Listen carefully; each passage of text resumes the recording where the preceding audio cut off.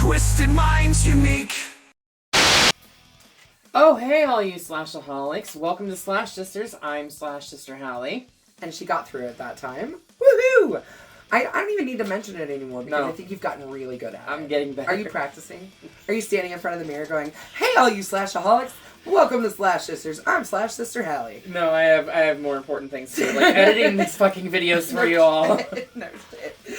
Anyways, excuse me. See, she gets all worked up. I do. And that makes me Slash Sister Jen. And we want to welcome you back to the channel for horror movie reviews by true horror movie fans. That's us and you. Yeah. No. I mean, if y'all come on stage with us. True. Because we've had a couple. Yes. We have. You want to come on? You just send us a DM. Mm-hmm. Well, last week we went back to the world of Ghostface. And we got to meet our new cast of characters, which I have problems with, but we'll get into that as we dive further into this film. Yes, we will. And this week we are watching Ghostface take over the big city, since this one takes place in New York City. While the core four are there for college. Mirroring Scream 2 in a way, where they go away to college. 3 of the core 4 are going to college. Yes, true. Sam's not in college. She's working 2 dead-end jobs. Yeah. So come along with us as we dive into this darker and bloodier Scream film. For sure. I mean, maybe. Yeah. I definitely think we get some more inventive kills in this one. I will say it's nice to see something other than just a stab. Right. Well, I was going to say it's nice to see Ghostface, like, literally just killing anybody that gets in his fucking way. Yeah, you don't fucking care. Which is what there's I've always no thought. method or anything to him. If you're in his way, he's going to kill you. Right, which is what I always thought Ghostface should have been. And then, like, he also drops the knife at some points, too. Oh, yeah. Yeah. So. Like, he also, like, we get clumsy Ghostface back in this one. A little bit. Finally. Which I love clumsy Ghostface. Anyway, so 1 year after the Woodsboro killings orchestrated by Richie and Amber, we see Blackmore University professor Laura Crane, played by the absolutely stunning Samara Weaving. I think she is gorgeous. Do you know who her father is? Hugo Weaving. Yes, huh? Anyways, and we actually get to hear her natural accent, too. Like, in so many movies, she's British, not Australian. No, she is Australian. Yeah. But out of those cliches comes an opportunity for outsider art. A voice for the voiceless, you might say. Yeah. Anyway, so she gets to use her real accent in this film, which is kind of nice. But she is at a bar waiting for her date to show up. Yeah. She's then lured out by said date into an alleyway and stabbed. I'm not seeing anything red here. Viciously by this new Ghostface.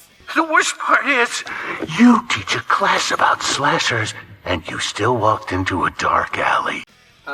I have a problem with this because she teaches a class on slashers and she fell right into one of the biggest fucking tropes. Yeah, and it's, you know what's really funny too is that he says to her on the phone, What's your favorite scary movie? Not that one. and I want to be like, bitch. Yes, but you're thinking of Scream though. Yeah. In Universe it's Stab, and those are right, terrible. Right. But yeah, there's also this just like point where like I don't know, they're joking a lot. This whole thing is very strange. Now I see something red. Very weird. But immediately after killing her, he takes off his fucking mask. Right there in front of all of us in the goddamn theater. I think I slapped you on the arm. Like, what the fuck? We can't... What? So, like when we were watching this in theaters, we actually thought that they were subverting the genre, which I wish they would. I wish that was the case with this, and showing us who the killers were from the get. Mm-hmm. But that didn't happen. That's okay, No. though. That's okay, though. They still did, like, surprise us a little bit with that. Right. He is revealed to be a Blackmore student named Jason, who took Professor Crane's class and who had received a bad grade on his giallo paper. Apparently he has a thing for Argento. Yeah, because he was wearing an Argento shirt too, wasn't he? He's also played by Tony Rivelloli. It's really hard for me to pronounce the name, but he played Flash Thompson in Spider-Man. Okay, I was going to say, wasn't he in a Spider-Man movie recently? Okay. Yeah, all 3 of the most recent Spider-Mans with Tom Holland. That's right. Okay. So when Jason gets home after murdering his professor, he did run into Tara on the street as he was on his way home. And he was planning on going to Tara. And he was planning on going to the party that Tara was going to. Yeah. So he receives a phone call from Ghostface, who he thinks is his roommate Greg. I'm not mad, Jason. Dude, we said we wouldn't use the voice on each other. Killer buddy. Accomplice, yeah. Who has been plotting he and his roommate Greg have been plotting to kill Sam and Tara to finish Richie's movie. While on the phone with Ghostface, he ends up finding his roommate Greg in the fridge after playing a game of hot, cold. Hot, cold, yeah. I also have to mention, because I pointed it out when we were in the theater too, there's a big ol' Ice Nine Kills sticker on his fridge. Yeah, so fuck Terrifier 3, Ice Nine Kills was featured in this first. Not their music though, just... Well, Demi Lovato did a song that featured Spencer Charnas. Okay. That plays during the credits. Fair you don't enough. necessarily hear Spencer on it, but if you get the soundtrack or whatever, Spencer's on it.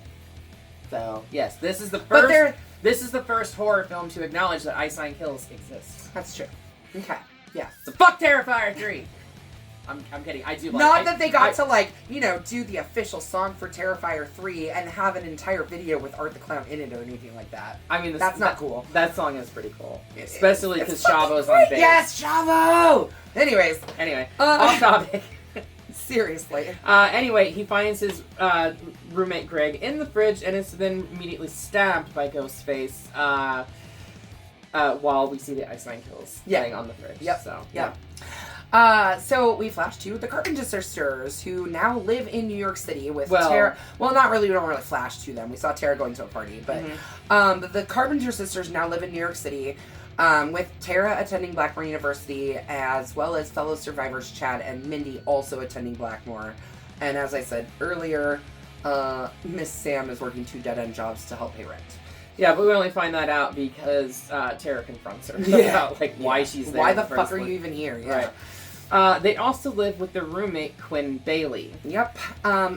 Is that Paul? Who the fuck is Paul? At a party that night, we meet Mindy's girlfriend Annika and Chad's roommate Ethan. So now rounding out our nice big cast of characters, we've got everybody's named. We know who everybody is so far. Right. For the most part. While everyone else is partying, Sam is attending therapy with Dr. Christopher Stone, who I love this actor because... I know, I can't think of what his name is. It's Henry Krasinski. Okay, he is great. I loved him in... Mission Impossible. Yeah, but he's also in... is it called Ready or Not? The one where they play hide and seek after... It's got Samara Weaving in it? Is he in it? Yeah, he plays the dad. Oh my god. Yeah. It's been a while since I've seen Ready or Not. Yeah. It's been a while since I've seen that. So Samara Weaving and him are also in that movie together. Anyways, I love that film. Well, that would probably be because the writers Radio of Silence also did Ready or Not. Yep. Yeah.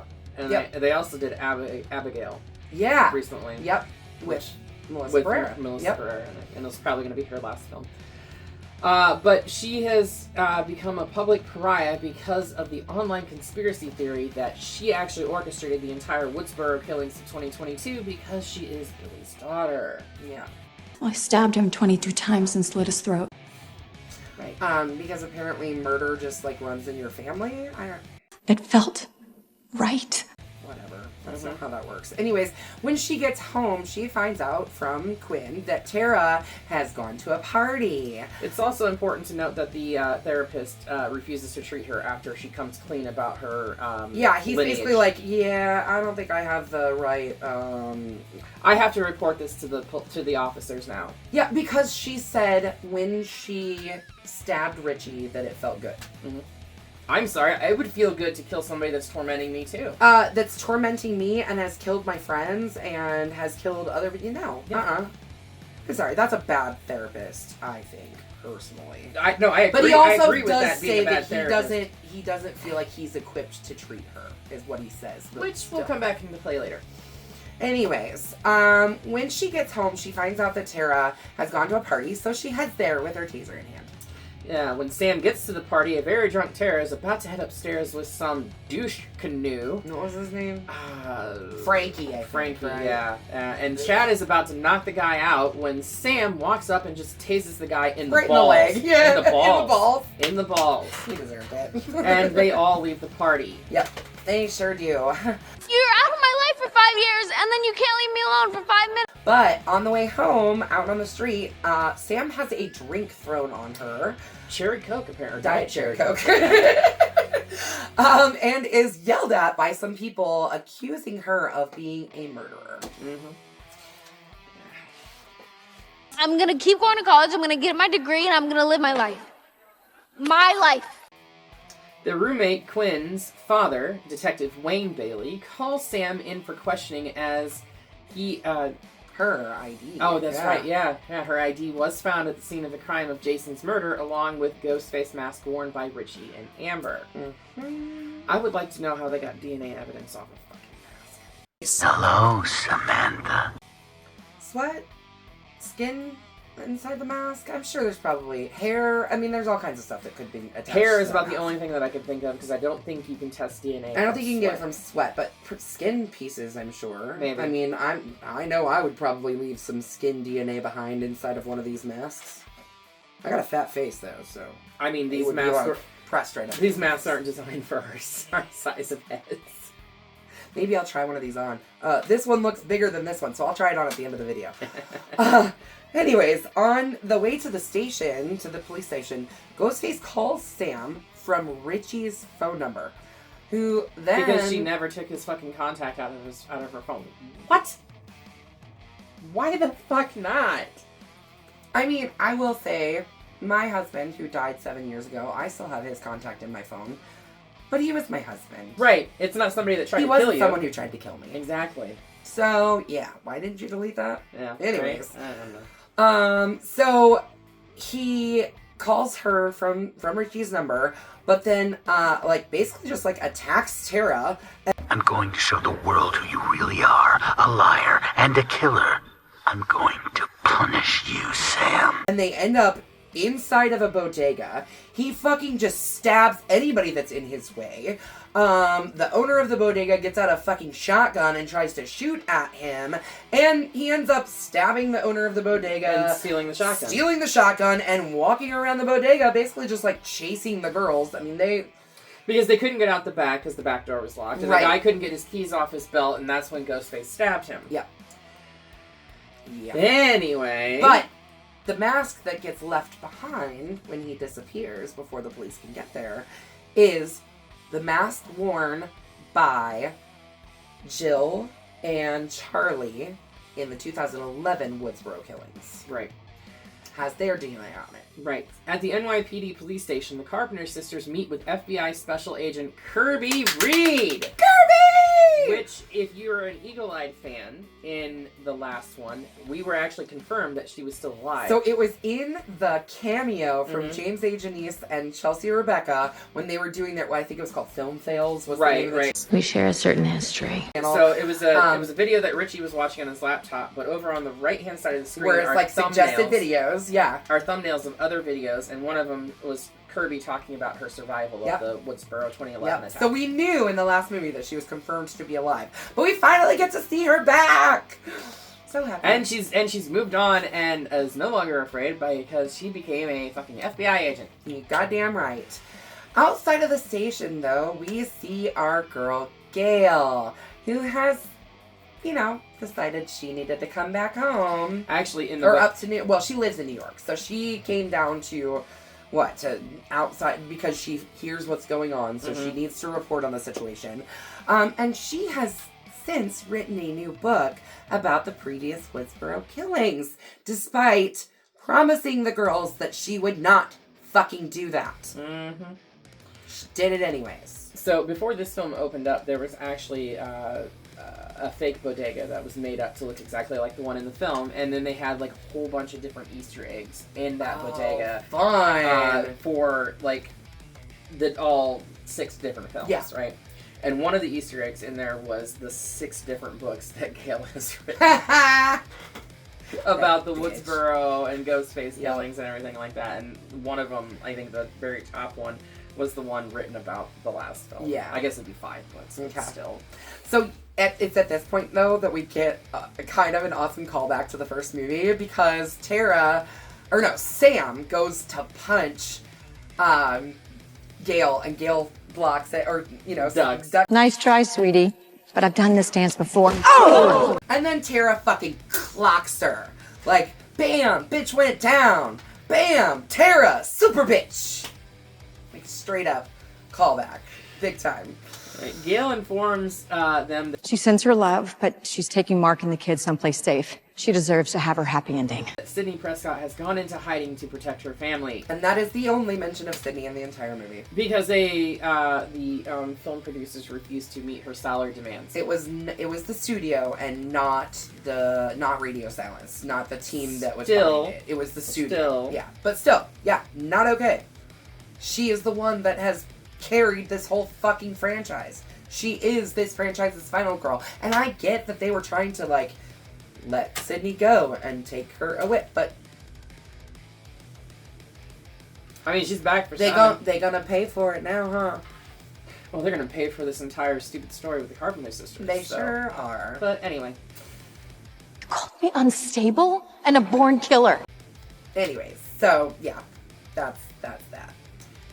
Sam's therapist, Dr. Stone, is then murdered by a Ghostface who steals Sam's file and leaves behind a mask worn by the Hollywood killings.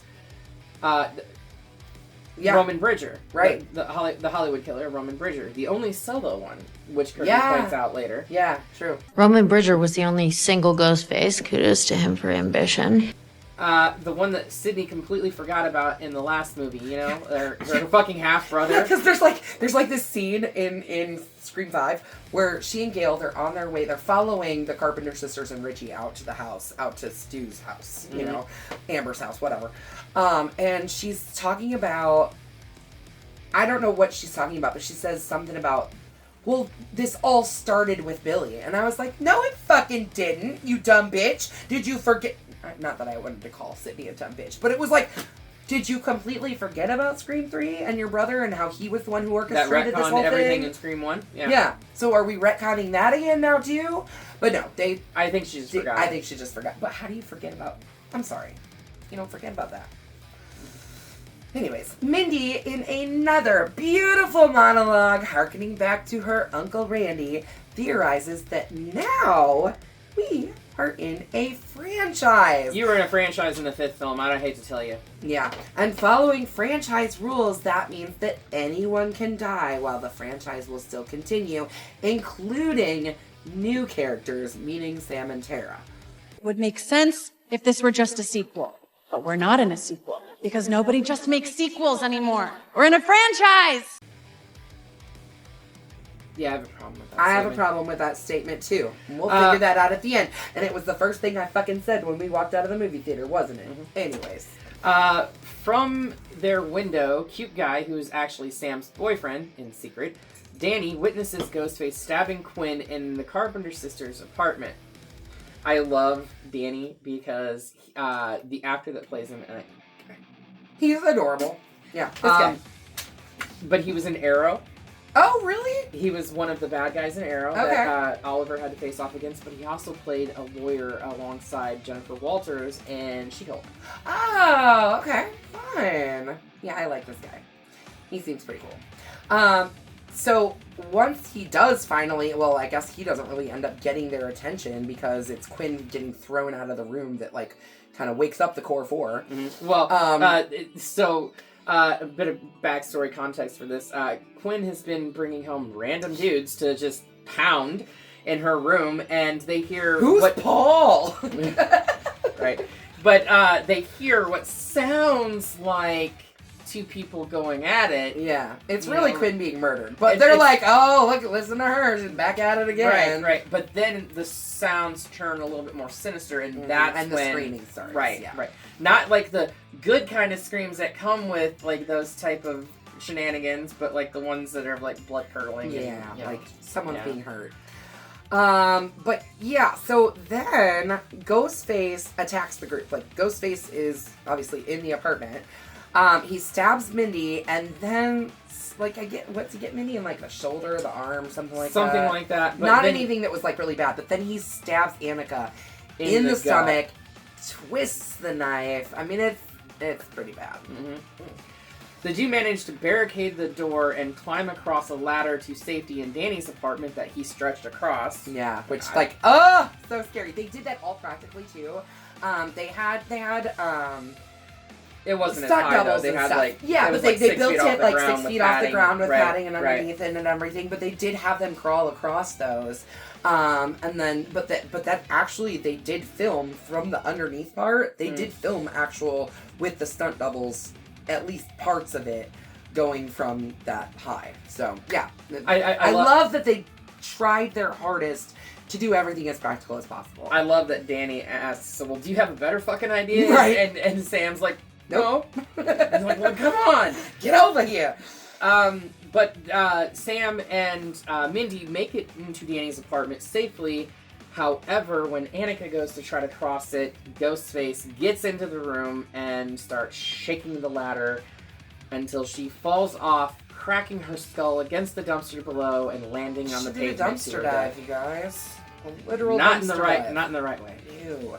But in the way that, like, that's, like, okay, I don't get really grossed out by anything, but that was shocking, honestly. It was pretty brutal. It was brutal. It was a lot of blood. I mean, they showed her it's laying not in shocking blood. to us because No. we're so fucking desensitized. Very desensitized. But like, for somebody who, like, doesn't watch horror movies a lot, I could imagine that scene was very shocking.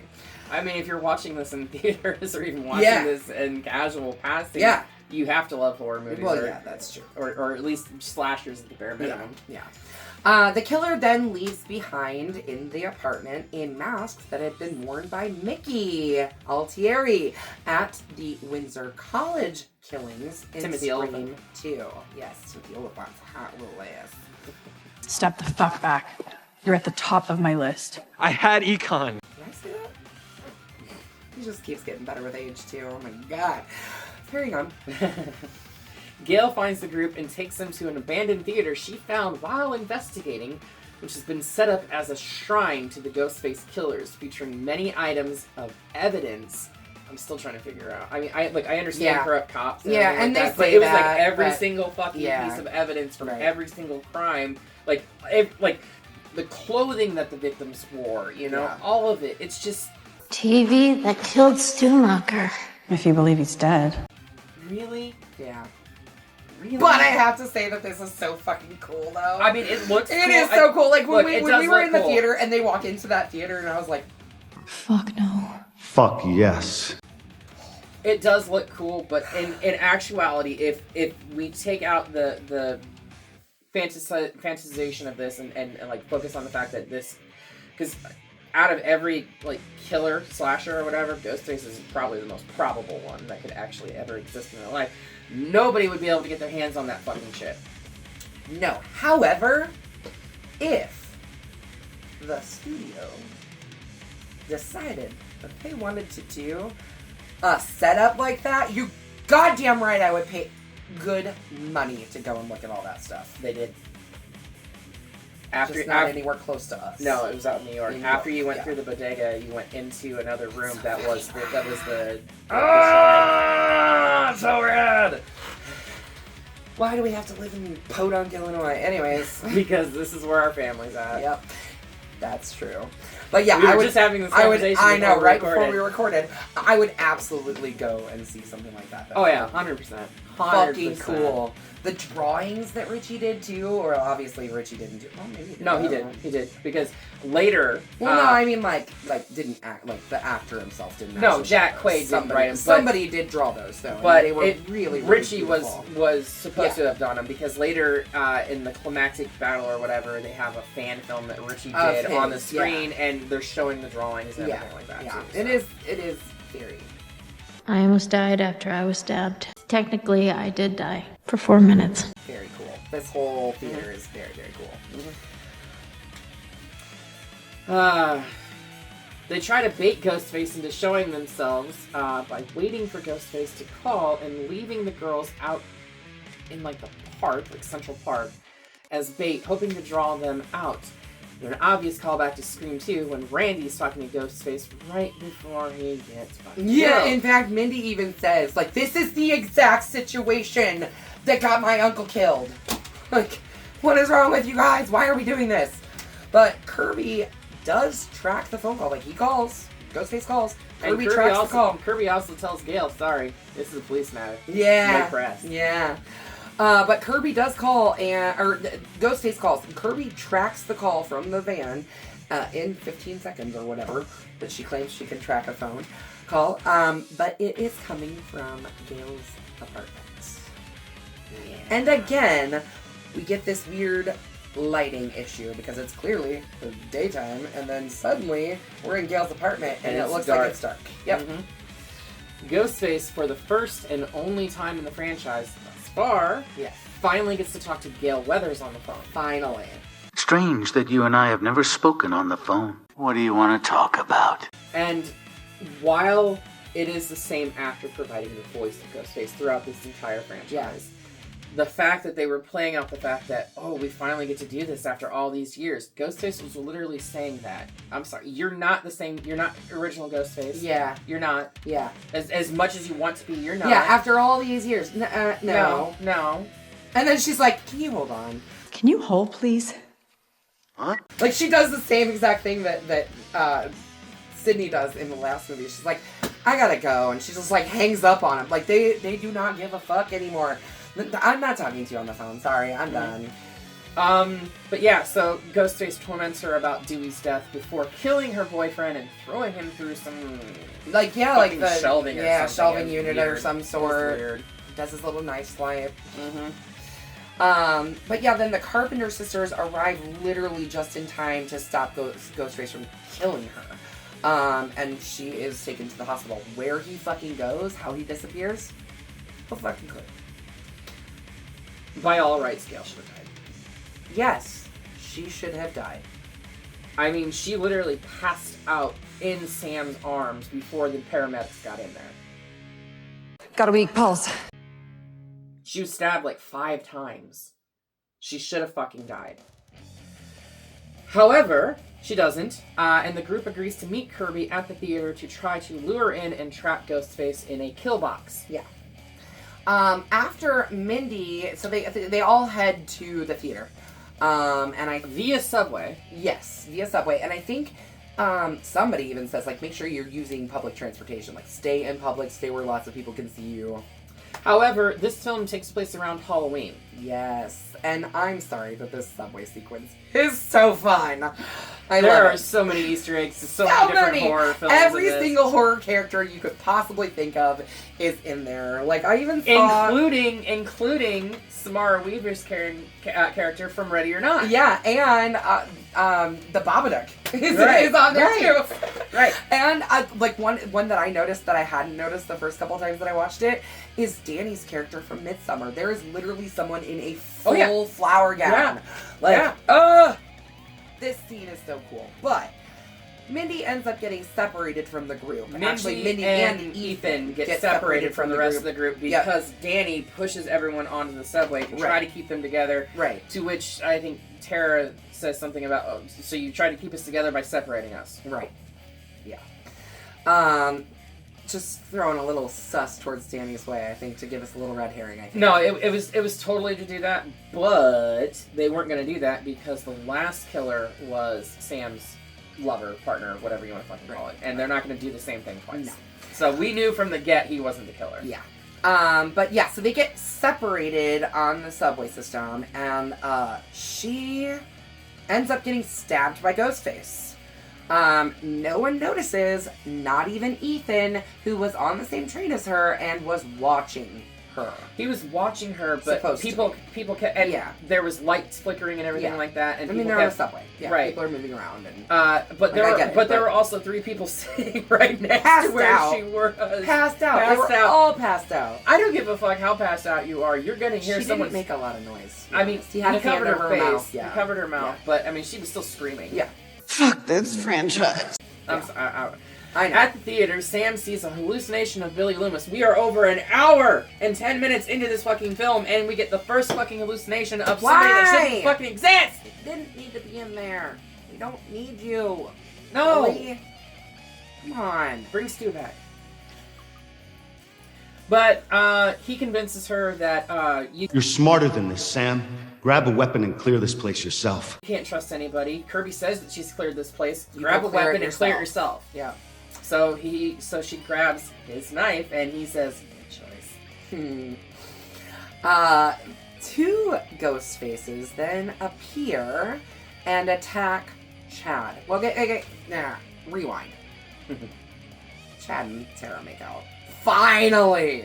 Yes, because finally the they there all fucking film. Oh, goddamn time. And Quinn, the roommate that got murdered, like cockblocked him earlier. Yeah, and she was like, "Did I cockblock you? Oh shit, I cockblocked you, didn't I?" Like she kept saying it over and over again. And Sarah was like, "Please stop saying cockblocking." So yeah, they finally do make out, and then like literally almost immediately afterwards, they fired Kirby 2 months ago for being mentally unstable. She's no longer with the FBI. 2 ghost faces show up and attack Chad. He gets stabbed 11 times. I counted.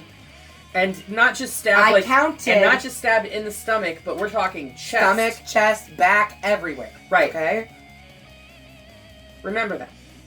Detective Bailey and Kirby both arrive with guns drawn, and he shoots her, revealing himself as a ghost face. As one of the ghost faces. As a ghost face comes up behind him, because at this point we're not sure. Right. A ghost face walks up behind him. Kirby yells at him, "Behind you!" And as soon as she yells that, he drops her. You? Yeah, of course, me. With like 2 or 3 shots to the chest. Yeah. Luckily, she's wearing a vest. Wear a vest, save the chest. Yeah, right. His accomplices that walk up behind him are his children, revealed to be Ethan, which Mindy had been saying from the beginning. She had been calling him Ghostface, even. Mm-hmm. And Quinn. You didn't see that one coming, did you? Yeah, because you died. Who is still alive. Who faked her death to ease suspicion and to allow her to attack people without being suspected. She is definitely the one that stabbed Mindy on the 100%. 100% because Detective Bailey was already en route to the theater at that particular point in time. And Ethan was standing there the entire time. So it had to have been her on the subway. Yeah, but even so, like, she could have been any of the ghost faces after her death. So, yeah. I just made sure I was first on the scene so I could switch her body out with a fresh one. So for the first time ever in franchise history, we have 3 ghost faces. I think this is making up for Roman Bridger 3, honestly. Yeah. But they reveal their motive to take revenge on Sam for killing Richie, who was... You're Richie's family. Their brother! And son. Firstborn son. Yeah. Which I will admit, Jack Champion, cast in the role of Ethan, looked eerily like a young version of Jack. He definitely Wade. looked like he could be brothers. Right. Yeah, right. For sure. For sure. So yeah, that's the motive right there. There are killers. So not only was Richie a fucking psycho, but apparently his entire fucking family are psychos. I have a problem with this because if there is a psycho in a family, it is one person. It is not hereditary. No. It is not passed on like that. This is a terrible fucking plot point. Well, this whole plot that Sam is somehow a psycho, right, because of who her dad is. Right. So stupid. Anyways, the trio were also, mostly Quinn, was responsible for the online smear campaign against Sam as well, having infiltrated her life with the intent of killing her. Yeah, because apparently it's really easy to fake lottery draws for, Yeah, for roommates and shit. And like she reached out to them. I mean, I guess applied with the help or of a whatever. police officer, you can probably do a lot of things. Yeah, it's also revealed that the shrine is set up for Richie because it was all stuff that he wanted. It was all stuff that Richie had collected. Gail found out that it was in the names of the two killers at the beginning, Jason and Greg, or whatever. Yes. But different names. They used different names, Yeah. but she tracked it back to them. Yeah, but it was actually Bailey who set it all up. Detective Bailey set it all up. The Carpenter sisters ultimately gain the upper hand and fight them off, starting with Tara smashing Quinn in the face with a brick. Mm-hmm. Knocking some fucking teeth out, too. Yeah, because she spits a tooth out. At least those, like, 2 teeth. Like, it must have been off the side because you don't really see it. No, they never can. I mean, they show her mouth bloody and everything. Right. Well, like, she spits out a couple teeth for sure. He was a man baby who made his girlfriend do all the killing. Right. Sam and Tara are then climbing kind of Recognize this? across the balcony, and Tara slips, and they both have bloody hands. They climbed up on the balcony and they're walking, and Detective Bailey shoots and Tara falls. Right. That's what happens. And so she, Sam grabs Tara. And earlier in the movie, Tara had said something to Sam about, you have to just let me go, you know? And it was at this point where she's holding, Ethan is down underneath her. Swinging his knife frantically. waiting, trying to hurt her. And he says something, I've always wanted to stick something in you, Tara. Gross, dude. You're gross. Anyways, so she's like, you have to let me go. So You have to let me go. Sam reaches down and grabs the knife that she had... Billy's knife. Hands it to Tara and lets her go. Ethan does stab her. Almost immediately upon falling. Yeah, he does. But she fucking takes that knife and puts it through his mouth. And twists. She stabs him up. Effectively severing his spinal cord from his brain. Yeah. Maybe. I mean, if it went straight back and she twists the knife, I would think that it would sever it. Well, he comes back later. Remember? Anyways. And then Sam picks up Kirby's gun. Yeah. She had it, but it fell when Detective Bailey shot. Picks up Kirby's gun and immediately puts one in Quinn's forehead. Just boom. Looks like you're down another brother. Boom. Dead. To which she falls backwards, revealing that Detective Bailey was standing behind her. Which, if the bullet should have went through her and into him. But physics. Anyways. Unless it was a low caliber bullet, it should have went Which through her I doubt it. head. She was an FBI agent. Why would she be running around with a low caliber weapon? Exactly. It's not like she was running around with a fucking 9mm. But yeah, so then Sam and Bailey fall from the balcony and because they charged at one another. Yeah. Even though Detective Bailey had a fucking gun, all he had to do was shoot. But no, he decides to run after her because, oh my god, you just killed my daughter. Yeah. My son is now dead. Yeah. Blah, blah, blah, blah, blah, blah. Yeah. But they fall off the balcony and Bailey ends up unconscious. So Sam's able to get away. Hello, Detective Bailey. But she then puts on her daddy's Ghostface costume. Which, mind you, Detective Bailey has been trying this entire time to put her in it so he can frame her. Yes. And she taunts Bailey with a phone call and then stabs him to death. With her big flurry of stabs. She's... that's her style, I guess. Yeah, no. And, it's over the top. Yeah. So then they're sitting on the stage, right? Her and Sam, her and Tara, and Kirby. No, Kirby isn't, because Ethan resurfaces. Right. Somehow that knife to the mouth didn't fucking kill him, and Kirby drops Stu Macher's TV on his fucking head, effectively killing him and saying at the time, "I saw that in a scary movie." I love it. I still think Kirby Stu's is still alive. probably my favorite character ever. I love the banter between Kirby and Mindy. Yes. When they're talking about their love for horror because she was heard you like horror movies. right. Favorite Friday the 13th film. Final chapter. Yeah. First, Mindy says the first one, and Kirby says the final chapter. Which I'd have to agree with Kirby on that one. Anyways. But yeah, as Kirby, Sam agrees to let Tara live her life more independently. Yeah, like not to be down her throat all the goddamn time. And Tara says she promises she will go to therapy this time. Yeah, because she hasn't been going to therapy. Yeah. She's just been finding therapeutic reasons at the bottom of a bottle. Yeah, and that's not good therapy. And I don't know how, because she's not of age. No. She's a freshman in college. And she's tiny. Yeah. It takes like nothing to get her drink. Oh, yeah, right. Drunk. As Kirby and the Meeks twins, yes, both the Meeks twins. Twins! Both of them. Because Mindy left the fucking hospital under direct orders not to. But she was like, they gave me some good drugs. Right, because she was moving around like she hadn't been stabbed at all. I'm sorry. No matter what, you'd be holding your fucking stomach irregardless, because she got stabbed at least twice on the subway. I'm sorry. I've had multiple stomach surgeries. Plus, she was stabbed earlier in the film, too. Like, the same day. Yeah. But somehow Chad has survived. Multiple stab wounds to his fucking chest. Poor little pig. That should have killed anybody else. I mean, we've seen literally... He's gotten it worse than Dewey at this point. Yes, and I am really interested to see what he's going to look, walk, all of that like in the next film. He better have some respiratory disorders, because he was stabbed clearly in the fucking chest and lungs. Multiple times. I'm just... So here's my thing, you guys. And I said this to Hallie. I was pissed off about it when I walked out. Part 5, Scream 2022, whatever you want to call it. Mindy gives her whole spiel about how anybody can die. Nobody fucking... Okay, Dewey dies.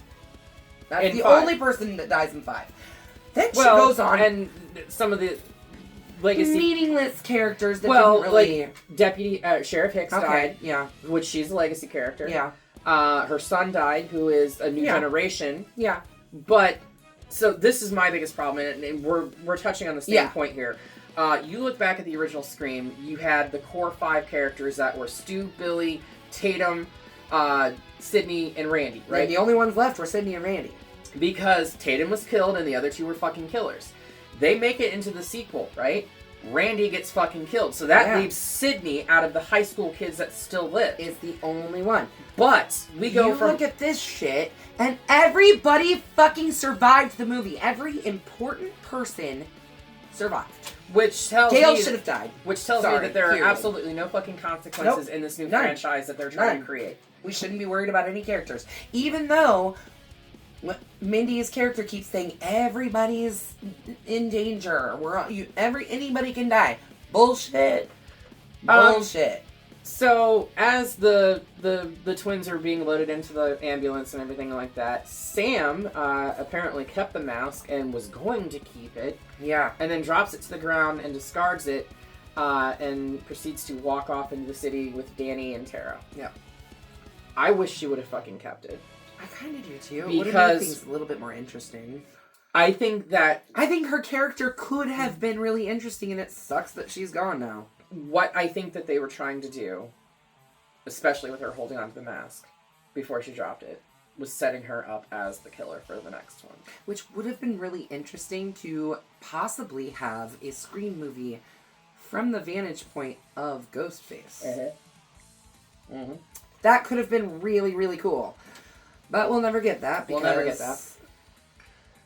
So look, rewatching this, there were some parts that I did enjoy. I enjoyed the fact that they brought back the Marco Beltrami score from the first Scream. I feel like it was a lot more brutal than a lot of the Scream films have been. The killings were brutal. The killer's reveal was stupid and lame. Yeah. So the fact that Skeet Ulrich is still involved as a hallucination in Sam's head is not needed. And we've spent these last 2 movies building up these new characters, only for 2 of them to be fucking completely booted out of the franchise. They didn't know that when they were filming this, though. I understand that, but things would have been so much different if they would have brought Sid in. I know, because then they could have carried that through, and it would have made the next movie make more sense, but it's not going to. Maybe they can do that with Gale in some way. I don't know.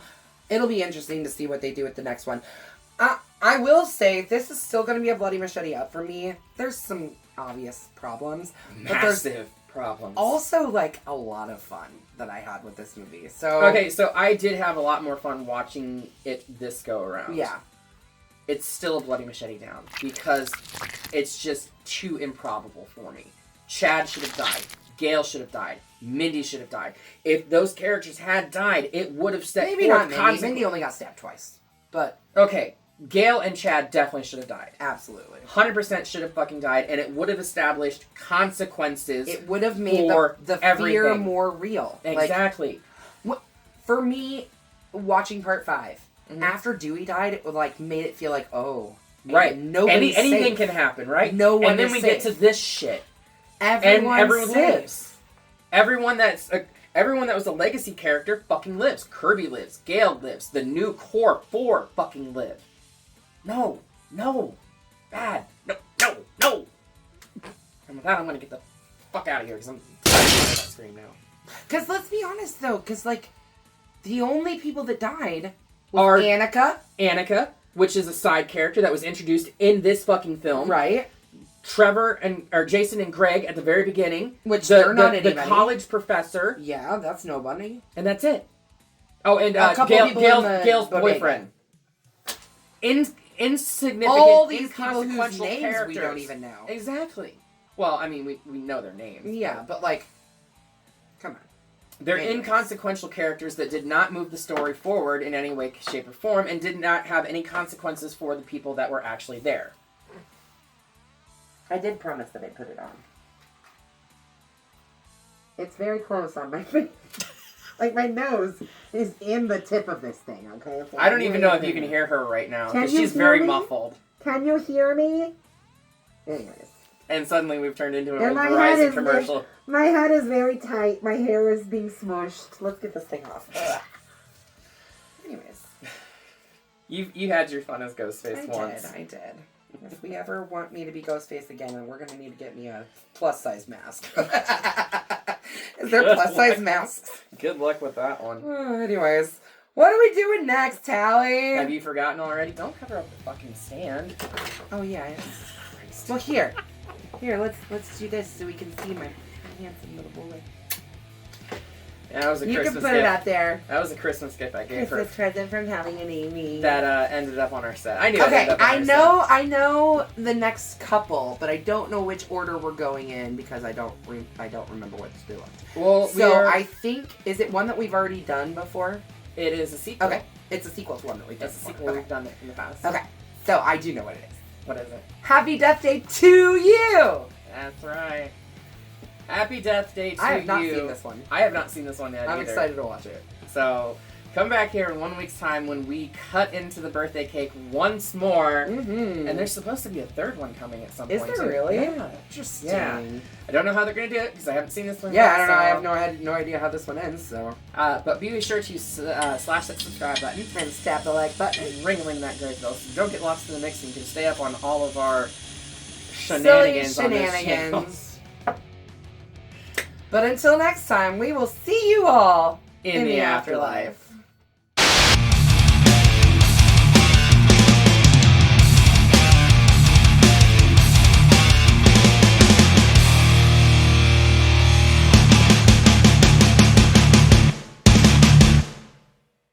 Not every movie needs a post-credit scene.